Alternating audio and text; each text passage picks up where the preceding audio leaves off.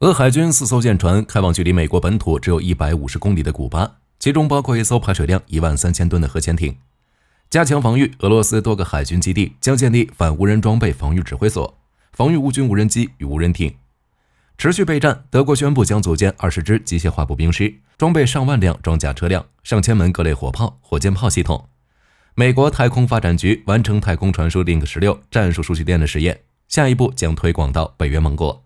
精彩资讯即将开始。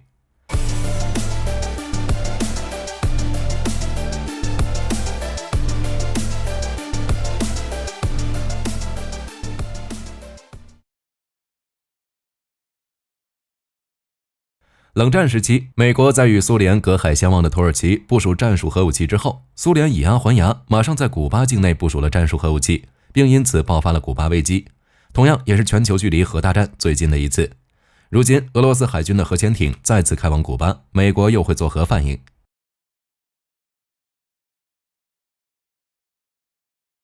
根据媒体报道，古巴外交部对外表示，俄罗斯海军派遣4艘舰艇前往古巴，预计将在6月12日抵达。此次前往古巴的俄军舰艇分别是戈尔什科夫号护卫舰、喀山号攻击核潜艇、帕山号舰队补给船以及尼古拉号打捞拖船。其中排水量达到13000吨以上的喀山号核潜艇与戈尔什科夫号护卫舰都配备了垂直发射系统，可以发射 3M22 锆石高超音速导弹、3M14 口径巡航导弹以及 P800 玛瑙石超音速反舰导弹。其中锆石与口径导弹都可以携带核弹头。在这个敏感时刻，俄军核潜艇前往美国附近的古巴。要知道，古巴距离美国仅有150公里，普京这是想要做什么？在古巴外交部的声明中表示，俄罗斯海军此次访问符合古巴与俄罗斯之间的历史友好关系，并表示这些舰船均未携带核武器。根据报道，在古巴声明中并未提及军事演习，但在声明发出的前一天，一名美国高级官员透露，作为海军演习的一部分，俄罗斯计划在今年夏天向加勒比地区派遣战斗舰艇，演习可能会停靠古巴港口，并在委内瑞拉停留。虽然古巴表示此次俄罗斯并未携带核武器，但一个排水量上万吨的庞然大物从远东地区远赴加勒比海域，不会真的裸奔而来的。对此，美国自己也不信，所以在俄海军舰艇航行过程中，美国全程在舰艇附近进行监视。接下来，火力军将持续关注俄军舰艇的动向。下面是关于俄军防御调整方面的最新消息。根据俄罗斯媒体报道，俄军计划在多个海军基地内建立反无人装备防御指挥所，将负责防御乌军无人机与无人艇的袭击。根据俄军高层的说法，这些指挥所将汇集战场所有消息，帮助俄军保护海军基地免受乌军无人装备的袭击。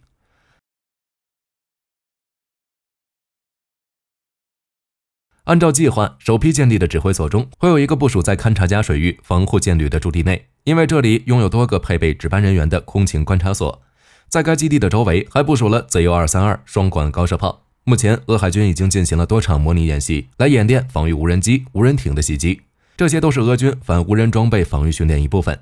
俄罗斯海军上校瓦西里认为，所有的海军基地都应该部署这类的防御指挥所。比如在黑海地区，乌军无人装备已经多次发动袭击，而波罗的海地区同样形势非常紧张，俄军需要为波罗的海主要基地和圣彼得堡的防御做好充足准备。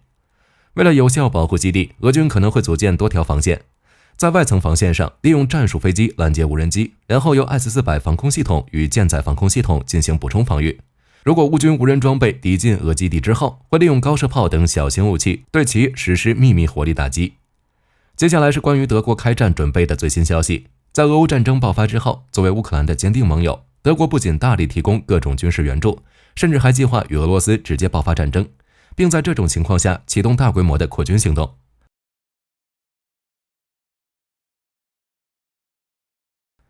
德国国防部鲍里斯表示，在这场俄乌冲突中，如果俄罗斯最终成为胜利者，德国将付出比援乌更高昂的代价，这是德国与俄罗斯之间不可避免的战争。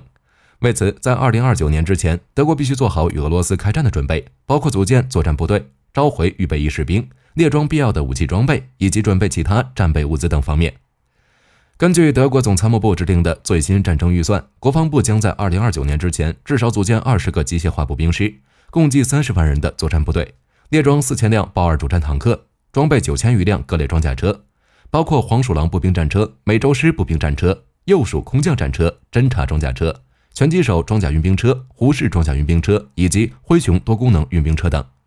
除此之外，德国还要装备1300余门火炮、火箭炮，包括 M270 火箭炮、PZH-2000 自行榴弹炮、坦佩拉120毫米自行迫击炮以及猎豹35毫米自行高炮等武器系统。在空军方面，德国还将装备数百架包括龙卷风攻击机、台风战斗机在内的各类作战飞机，以及数百套包括爱国者、霍克以及罗兰等防空反导系统。除了作战装备以外，德国还吸取了俄乌战场上快速消耗大量武器弹药的经验，为接下来可能爆发的战争储备18万吨各类导弹，包括防空导弹、反舰导弹、空空导弹以及弹道导弹等，数量将达到12000枚以上。另外还有上百万吨其他战备物资。尽管德国已经开始筹备与俄作战的准备了，但这并不意味着德国会直接介入俄乌战争，因为德国的国防策略已经以防御为主。德国国防军的军事行动也主要在北约框架内展开。之所以会这样表态，德国显然是希望通过强化国防力量来达到遏制潜在威胁的目的，同时也有可能促使欧洲国家更加紧密合作，共同面对未来可能的外部威胁，从而维护整个欧洲的稳定。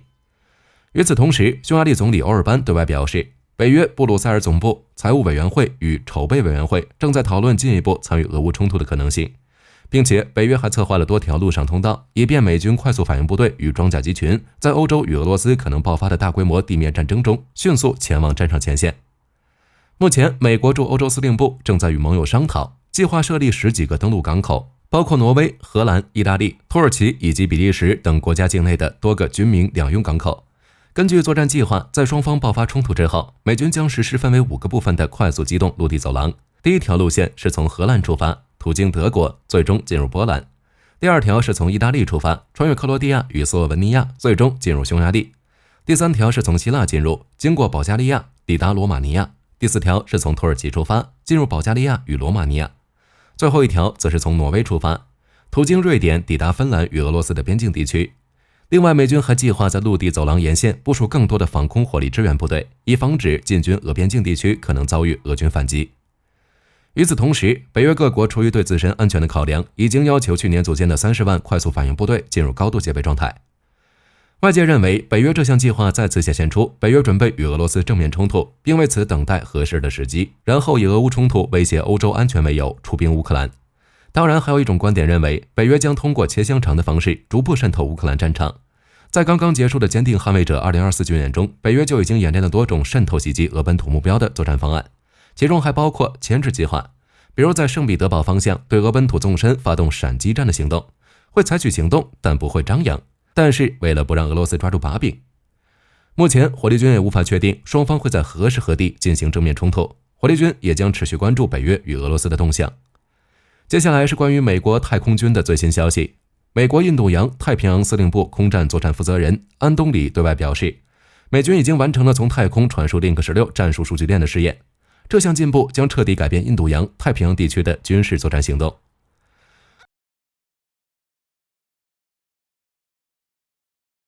覆盖范围广，布置迅速，通信容量大，传输信道稳定，这是卫星数据链的优势。凭借卫星特有的广播特性，使其在情报和战场态势的广播分发方面拥有其他数据链无法比拟的优势。近年来，美军一直在进行低轨卫星搭载 Link-16 战术数据链的试验，如今终于有了结果。将 Link-16 数据链搭载到低轨卫星上进行网络中继，不仅可以扩大数据链的通信距离，还能扩展战术信息的保障范围，增加数据链的态势感知能力，使其成为全域指挥作战的通信核心。2019年，美国 VASAT 公司获得空军合同，计划为低轨卫星配备 Link-16 数据链，通过在卫星上部署数据链系统来实现扩展跨越的连接，成为美军未来广域联合作战的其中一个发展方向。2023年11月，美国宣布 Link-16 数据链将克服先前200至300海里的视线限制，扩大全球通信能力。通过运用这项技术，可以确保美军与北约和其他盟友之间保持持续、近乎实时的通信联系。这也是美军联合火力网络的重要组成部分，可以帮助作战指挥人员共享最新情报，并实现火力自动控制。目前，美国太空发展局已经与美国海军、陆军等军种签署协议，将为美军提供卫星传输网络，使其可以连接传感器，并计划发射数百颗搭载 Link-16 数据链的低轨卫星。与此同时，美军还计划按照2022年成立的美国太空军驻韩基地的模式，设立美国太空军驻日基地，同时还计划在挪威建立地面站，演示卫星与北约地面 Link-16 数据链之间的连通性。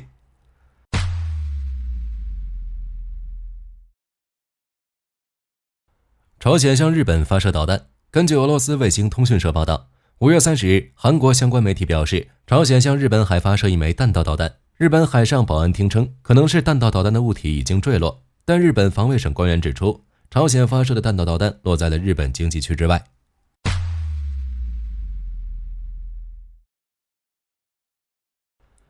根据相关报道，5月29日，法国国防部长塞巴斯蒂安·勒克尔努宣布，卢森堡将向炮兵联盟捐款500万欧元，这批资金将用来援助乌克兰，帮乌克兰购买凯撒6×6自行榴弹炮。根据最新数据统计，乌克兰已经从法国和丹麦共收到147门凯撒榴弹炮，这将会是乌克兰第148门凯撒自行榴弹炮。凯撒自行榴弹炮是155毫米52倍镜车载榴弹炮，基本上可装载18发弹药。基本由5名，最低3名组员进行操作，可用4130或 A400M 运输机进行运输。使用增程型全口径炮弹，射程可达42公里；使用火箭助推炮弹的话，射程可再增加至50公里。这款火箭炮使用全电脑化控制系统，因此它能够自动控制。为了给组员更好的保护措施，奈克斯特给驾驶室设计了额外装甲，能够抵挡土制炸弹、路边炸弹、反载具地雷，甚至是155毫米炮弹在载具5米外的爆炸。此外，所有的 CAE-SAR 自行火炮都能安装这种装甲。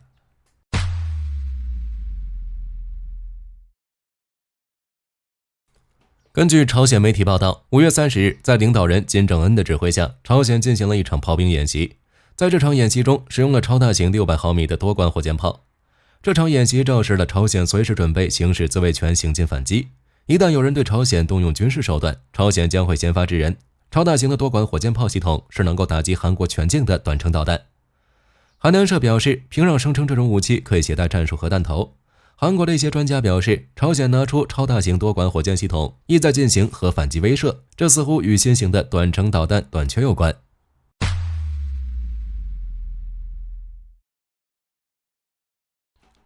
根据《纽约时报》报道，5月24日，美国政府发布公告，美国将在德克萨斯州的梅斯基特建立一家工厂，用来生产和开发增程155毫米反装甲炮弹。这批炮弹将供应给乌克兰武装部队，这将是乌克兰自冲突以来五角大楼首个从头开始建造的设施。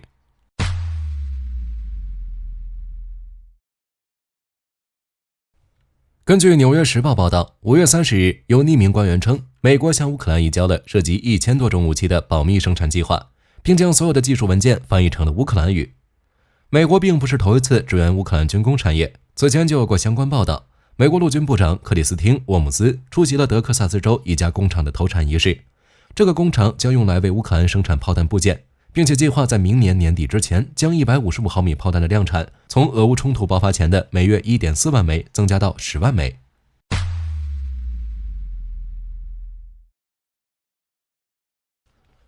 根据报道，5月29日，相关社交媒体宣布，美国国防部采购一批 ULTRA 无人机用于援助乌克兰，目前已经和乌克兰完成了交付，确切的数量目前尚未公布。这次援助是英国对乌克兰无人机支援的一部分，总价值达到 3.25 亿英镑。ULTRA 无人机由 Wind Research 开发，高效率和多功能性设计，让它最大飞行距离可达1000公里，有效载荷能力高达100公斤。它还具有700升的内部有效载荷容积。Wind Research 注意到无人机的自主能力，强调其在夜间执行任务的能力。ULTRA 无人机拥有自动驾驶仪和飞行控制技术，这些技术是由分布式航空电子设备提供，并且拥有超视距功能，能够从任何位置提供连接，独立于单个飞行计算机。ULTRA 无人机机身的 95% 是由铝制成，让它拥有了轻巧和强度，增强了机动性的同时增加它的耐用性。这款无人机拥有24个可互换的控制面，能够进行定制的空气动力学调整。ULTRA 无人机空载的时候重300公斤，最大起飞重量为450公斤。它的电源功率为350瓦，巡航速度可达每小时135公里，持续续航时间超过12个小时，可以在各种表面上运行，包括泥土、草地、柏油路面和冰面，展示出了它的操作灵活性。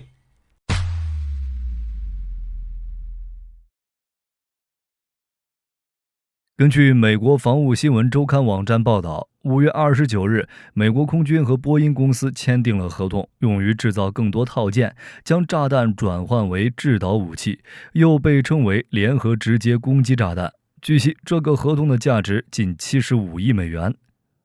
报道中称，波音公司将根据单一货源固定价格的合同，提供 JDAM 尾翼套件和其他物资，合同会持续到2030年2月底，但合同中并没有确定交付的时间和数量。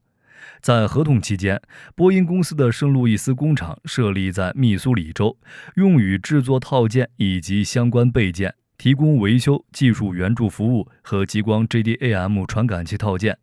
美国空军表示，波音公司提供的 JDAM 套件数量尚不明确。当波音公司被问到这个问题的时候，波音公司表示，这个问题由美国空军答复。美国空军表示，因为美国海军也为这个合同筹集了资金，所以波音公司提供的 JDAM 也会供给美国海军。国外的客户也将获得部分 JDAM 供应。因为合同中有近2.282亿美元来自对外军售资金。为了制造出 JDAM， 美国空军或海军给重500到2000磅不等的非制导傻瓜炸弹加上制导尾翼套件。尾翼套件包括导航系统和 GPS 制导控制单元，可以在飞机上引导炸弹飞向地面目标，即使在恶劣的天气下也可以引导。JDAM 套件的每套单价从2.5万美元到8.4万美元不等，具体取决于空军一年购买多少套。据统计，美国空军2019年采购了30872枚，2020年采购了24794枚，2021年采购了17300枚，随后几年的采购降至了数千枚。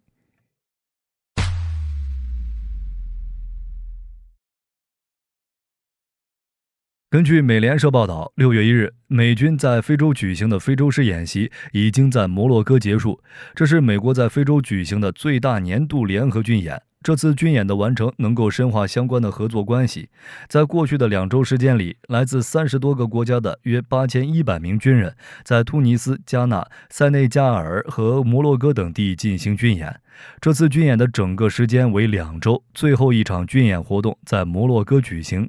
美国非洲司令部司令迈克尔·兰利表示，自从2004年以来，演习规模不断扩大，不仅是参训的各国军人数量在增加，而且训练范围也在扩大，已经不仅仅局限于安全领域。这能够让军队在当今日益激烈的地区动荡中更好地适应新的挑战。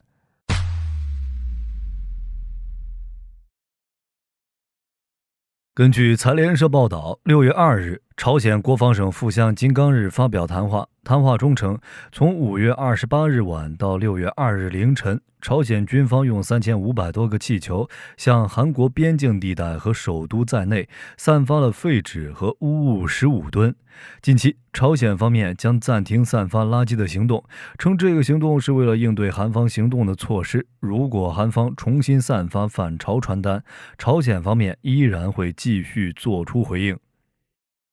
好了，以上就是本期资讯的全部内容了。你们觉得在当前如此敏感的时期，俄罗斯出动攻击核潜艇前往古巴，是在透露什么信号吗？美国又会做出什么样的反应呢？欢迎在评论区讨论一下。我是火力军，下期再见。